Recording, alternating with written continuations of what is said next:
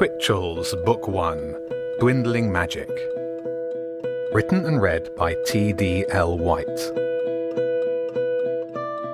Chapter 25. Network.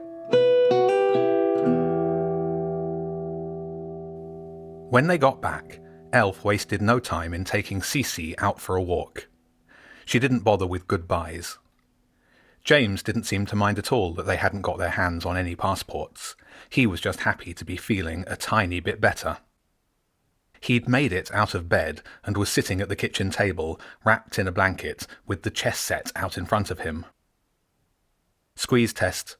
Jenny held out her hand. James took it. "Tell me when you started squeezing," Jenny said. "Hey," James said, "you know I already started." "True, you're not a ghost anymore, but you're nowhere near better." Nick sat down opposite James. "How long's it normally take before you're back to full strength?" James let go of Jenny's hand and stared at the chessboard. "Never taken more than a couple of hours before. I guess the Stone of Brighthelm was really helping. Hope nothing else gets put up for auction." Nick took his laptop out and plugged in the charger. "Let me check something," he said. He opened a connection to Twitchell's SS-Tag geolocator server and pulled up the logs. It took him a few minutes to figure out how, but he managed to feed the logs back into the client so he could browse a single ID badge location over time. "Gah," he said. "I figured Collier was the prime suspect for stealing the stone, but his badge has barely left his room for weeks." "No surprises there," Jenny said. "I mean, he knows we must have access to the data, so why would he take his badge anywhere?" "Getting to the stone isn't easy," James said. "Maybe that's why he's been so quiet and not been coming after us." "That, and because Jenny threw him into the dew pond," Nick said. "If it was him that stole the stone," Jenny said, "then it would be a good idea to discourage him from trying to steal any more magical items from around town. Not that I can think of many more, but if he found out about the Stone of Brighthelm, then he might have his eye on something else. Something we don't know about." "Removing the magic that revives me is practically murder," James said, "or manslaughter, even if he doesn't know what he's doing, which it sounds like he doesn't." He pointed at the chessboard. "Fancy a game?" Nick nodded. "I'm going to grab a few things for dinner," Jenny said. "I'll help," Nick said. "No, you stay and keep James's brain active." "My brain's fine, thanks," James said, "but Nick needs to practice. I'll be white." Nick set up the black pieces, and by the time James had beaten him twice, Jenny was back from the little supermarket with soup and bread. "Anyone seen Elf?" she asked, putting the shopping down by the sink. "Not back yet," James said. Elf didn't come back all evening. The others ate, talked about how to handle Collier, played more chess. Winner stays on, so James stayed on the whole time until he gracefully retired to let Nick get beaten by Jenny, and eventually went up to bed. Nick thought he heard someone going up the stairs at some point after midnight, but he was too tired to get up and check. Unusually, he wasn't the last one down in the morning. Jenny and James were up already, and Cece was snoozing on his charging laptop, but Elf hadn't appeared. "I guess she came back in the night," Nick said, gently nudging the monkey to the side and opening his laptop. "Yeah," James said, "and she brought these with her." He tossed 2 dark blue booklets toward Nick. They slid across the table, and when they came to a halt, Nick realized what they were. "Passports," he said. "Whose?" "Guess," Jenny said. Nick couldn't remember the names, so he checked his notes from the day before. "Mads Jacobson and, He scrolled up to the first hotel. "Arnie Hansen?" "Bingo," James said. 2 Norwegian passports, ready to go to an address in Albania. "How did she do it?" Nick shook his head. "Must have gone back and retried the same room key trick." Jenny was dressed in lycra shorts and had her bike off the turbo trainer and ready to go by the back door. "I hope she didn't get caught on camera." "We'll only know that when the police turn up at Twitchell's." Nick wondered if it was worth going back and trying to erase the camera data, but that would put him back at the scene of the crimes. "I don't think they'll be able to find Elf," James said. "I mean, I'm not really sure whether she even exists on records anymore. How would they trace her?" "There's a courier near the clock tower in town that opens soon," Jenny said. "Give me the address they've got to go to, and I'll send the passports by whatever delivery is fastest." Nick logged into the LCRS forum and found the details in the request they'd reserved. He emailed the address to Jenny. "Is that all we need to do?" she asked. "Yeah." Nick scanned the instructions. "It's still marked as pending. Once we've got a tracking number from the courier, I can add it to the request and update it as complete. I can't believe we've done one of them." "I'll message you the number," Jenny said. "I'm going out on a long ride, but I'll send these first." She tucked the passports into a small rucksack, then maneuvered the bike out onto the decking. Nick closed the door behind her. "Thanks for doing this," James said. "Closing the door?" "No, getting the passports." "That was Elf," Nick said. "Yeah, but she couldn't have done it without the information you found. I wish I could help more. I feel pretty useless right now." "I guess we're one step closer to the alchemist," Nick said, "or will be once I mark this request as completed." "Let's forget about the alchemist for the time being. We need to concentrate on the auction," James said. "I want to get the portal book back, and it'd be good to have the Stone of Brighthelm back nearby too." Elf finally woke up at midday. James and Nick were in the middle of a slightly closer than normal game of chess, both concentrating hard. "You feeling any better?" she asked James. "Hang on," he said. Then he moved his queen into the corner. "Check." "Yeah, bit better. Still not right, but I can move about more easily. Thanks for getting those passports. Jenny sent them off an hour ago, and Nick's marked the request as complete." "You would do the same for me?" she shrugged. Nick dragged his mind away from the now even more unwinnable position. "How did you do it?" "Same as the plan," Elf said. "But I figured that the passports would definitely be in the room when the owner was also in the room." "Wait," Nick worked out what she meant. "You went in the room while the Norwegians were in there sleeping?" He couldn't believe it. "What if they'd woken up and found you?" "They didn't," Elf said, rather matter-of-factly. "But if they had, I'm sure I'd have figured it out." She feigned a shocked look. "Oh, I'm so sorry. Reception must have given me the wrong key. I'll go back and sort it out." Nick stared at her.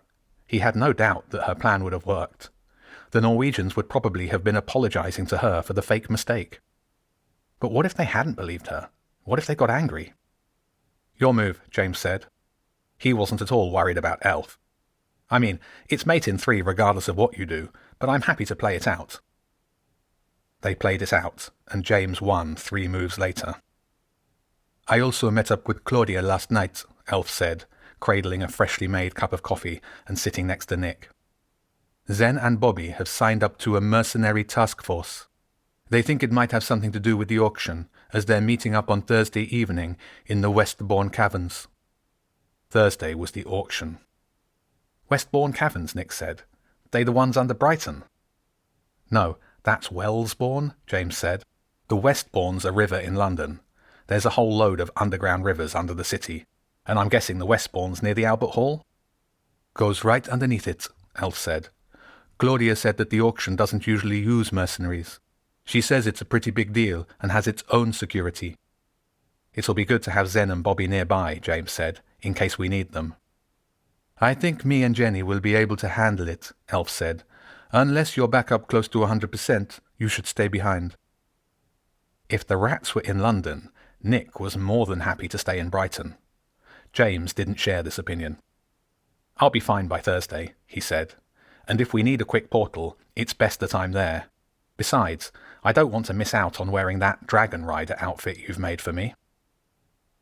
Just as Nick was thinking of suggesting a trip to Rook's Bakery, Jenny returned from her cycle with a bag full of bread and cakes. Unlike James, she wasn't so understanding about Elf's nighttime thievery. "I don't like you taking risks all on your own," Jenny said, once she'd heard exactly what Elf had done. "If I'd told you, you would have tried to stop me," Elf said. "I just saved us time and an argument." "But at least we'd have known where you were," Jenny said, a slight strain in her voice. "If something had gone wrong—" "It didn't, and I'm fine." It looked like Jenny wanted to argue further, but she simply said, "Well, it's done now, and those passports should arrive by tomorrow night. I'm going to shower. You lot get sandwich stuff ready." As always, Rooks did not disappoint.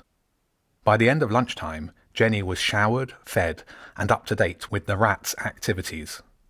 And Elf knew about the plan to confront Collier. "He won't like it," Elf said. But if it was him that stole the stone, then he needs to be stopped, sooner rather than later. Probably best for me to keep out of it. I'll only annoy him more. Sooner rather than later meant speaking to Collier that night. This meant just Jenny and Nick, as James still couldn't pass the squeeze test. They would visit Collier at his dorm after dinner. Jenny assured Nick that there was no chance that Collier would try anything. Still, Nick wasn't exactly thrilled with the assignment. I should have taken care of him before, Jenny said.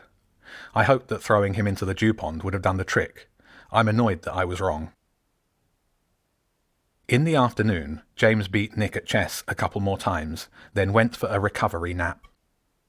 Nick then spent 3 solid hours testing his theory that the Twitchell's network that he'd hacked into wasn't actually real. His best guess was that it was a virtual network mimicking a physical one. Virtual networks were a normal part of computer infrastructure and used by most organizations. They allowed complex networks to be run from less machines, but with the same functionality. Twitchell's network wasn't set up like a virtual network, though. It had all the features of a physical network, with hardware switches and servers. It felt just like the hardware network that Nick was used to from St. Mark's. After a quick piece of research on the differences between virtual and physical networks, Nick ran a few tests, and all of them came back confirming that the network was real. He ignored the results and kept researching, this time looking specifically for how to tell if you're being tricked into thinking a network is real. He came across a few real-life cases where, to trick attackers, network administrators had created fake versions of their systems. There wasn't too much information on it, because it was more like the sort of thing that a government would do to keep other governments away from their secrets than regular security found on education networks.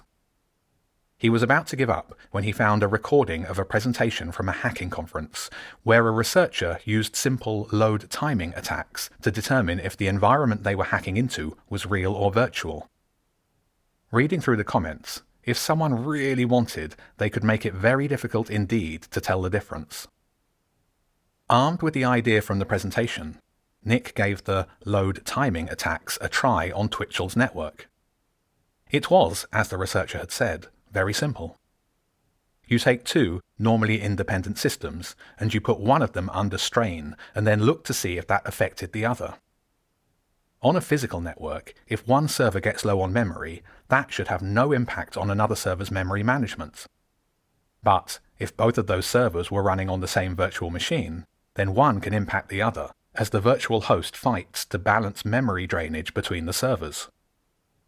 Within minutes, he'd set up an internal web server on the student security server, and by running a proxy script, was testing the response time to retrieve a web page by fetching the same page 10 times every second.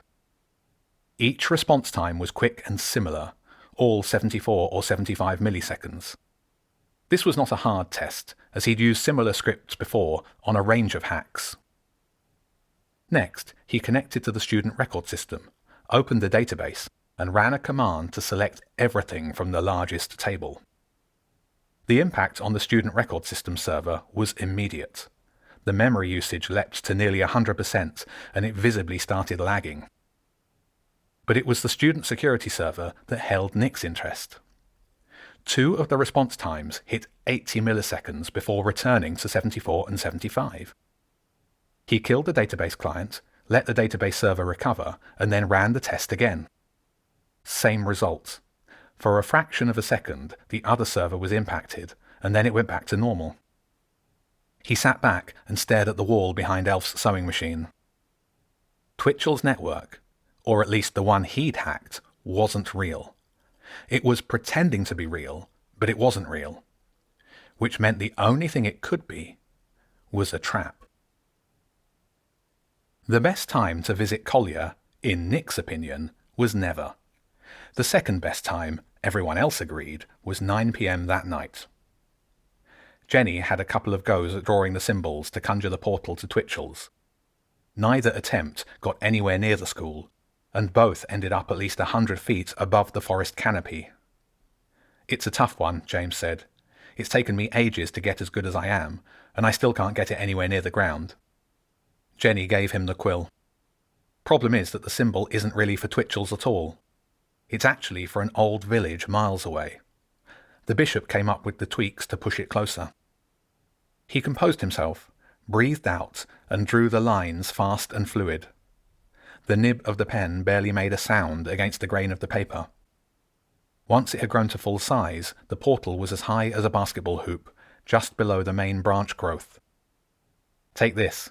He handed the quill to Jenny, who took Nick's hand. "Say hello to Collier from me," he said as they floated through into the dark forest. "First thing I want to know is whether he's got his eye on any more magical items to steal," Jenny said, tramping fast between the trees. "Then I want to know who's been putting him up to all this." Despite his longer legs, Nick was struggling to keep up with the determined girl. "What if he doesn't want to talk to us?" he said. "He doesn't have a choice." They took the direct approach to making contact. Jenny banged on the C-block door until someone let them in. She pushed past a surprised second year and bounded up the stairs 2 at a time. "Sorry," Nick said, before hurrying after her. Collier's room was at the end of the second-floor landing. Jenny got ready to hammer on his door when it opened. Hector stood there, his solid girth filling the full width of the doorframe. "Move it," Jenny said. "I was just leaving, actually." He turned sideways and shuffled out of Jenny's way. The room wasn't all that much nicer than the dorms in the house. The furniture was a bit shinier, and there was only one bed, no sharing for the rich, but it wasn't luxurious. "Welcome to my humble lodgings. Please sit." Collier was sitting on his bed and pointing at 2 chairs set up near his desk. Hector disappeared down the hallway, and Nick closed the door. It was almost like Collier had been expecting them, which he should have been, because they'd both brought their ID badges with them, unwrapped. He had reverted to the smug confidence he'd worn when he first turned up at the dew pond. "I'll stand, thank you," Jenny said curtly. One of Collier's chairs was a high-end gamer seat that was popular with YouTubers. Nick sat in it and rocked it backwards. It reminded him of the car that had brought him to Twitchell's. He spun round slowly and eyeballed Collier's laptop, big and powerful, though perhaps not quite as high-spec as Nick's. It was plugged into a huge monitor with a wireless keyboard and mouse in front of it. "Comfy, yes?" Collier said. "Italian leather. The best." "We're not here to talk about seats," Jenny said. "We're here to make sure you stop stealing any more magical items." Collier looked shocked for a second. "I can assure you, I'm no thief." "What about the Stone of Brighthelm?" Jenny said. "That thing was not easy to find," Collier said. "I can't believe how deep that pond went. Why do you care so much about these things, I wonder?" "Because they belong to my town, and I don't want people like you stealing them for money. Who did you take them to?" "I told you before. I don't know these people. I fulfill requests, and I have no more plans to find any other objects." "Good, because if anything else suddenly goes missing, I'll make sure that you won't be lifting anything heavier than a pencil until after Christmas." "Is that a threat?" Collier raised his eyebrows. "Yes." "Well, you don't need to worry about that. I've done what I needed to do. Is that everything?" Nick had expected a little more resistance, and he'd half hoped that Jenny would have to use force. But Collier was clearly not interested in fighting. He seemed totally in control of the situation. Something about him fulfilling requests from people he didn't know suddenly made sense. "You're on LCRS, aren't you?" Nick guessed. "Or another one of the Alchemist's servers." Collier paused, then ditched his laid-back tone. "Enough chat. Time for you to leave." "You know the caretaker's been tracking you," Nick said, talking through a train of thought that he believed was probably true. "She knows everything that happens here. There's no way she hasn't hacked your satellite connection." "I don't think so," Collier said. "It's military grade. Unhackable." "Nothing's unhackable," Nick said. "The Alchemist won't be happy to learn that one of his gang has been compromised." "I have not been compromised," Collier said, "and I don't believe you can contact the Alchemist. I want you out of my room." He rose from the bed. Jenny took a step toward him, and he sat back down. "Please, this has taken years. Don't mess it up now." "What has taken years?" Jenny said. Because Nick's right. After this, we'll be going straight to the caretaker with what we've learned. I think she'll be very interested in examining that laptop of yours. Nick had to hold back a smile. Jenny knew just how to make Collier squirm. Collier looked from Jenny to Nick. You can't. The caretaker will kick all of us out if she finds out, not just me. I don't even belong here, Nick said. I'm just a poor scholar, remember? Besides, I'll be fine back in Luton. More than fine. And the inspector placed me and James and Elf here at Twitchell's, Jenny said. Doesn't matter what the caretaker said. We're not here just because we make the school money. Collier shook his head. You need to go. Not before you show me how you access the ID badge tracking data, Nick said. And I want to see your LCRS account too. There's something I need to check. No way. Uncle Vadik will kill me if he finds out. And what will he do to you if you get kicked out of here, Jenny said. And think about what the alchemist might do to a traitor. It's up to you. Answer our questions and we won't tell anyone else about this. The man-boy looked desperate, but it was clear he had no choice. I show you and you leave, he said quietly. That's it.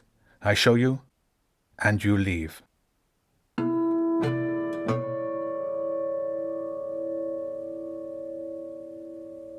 This podcast was brought to you by me, TDL White. I'll be reading a chapter a week until it's complete.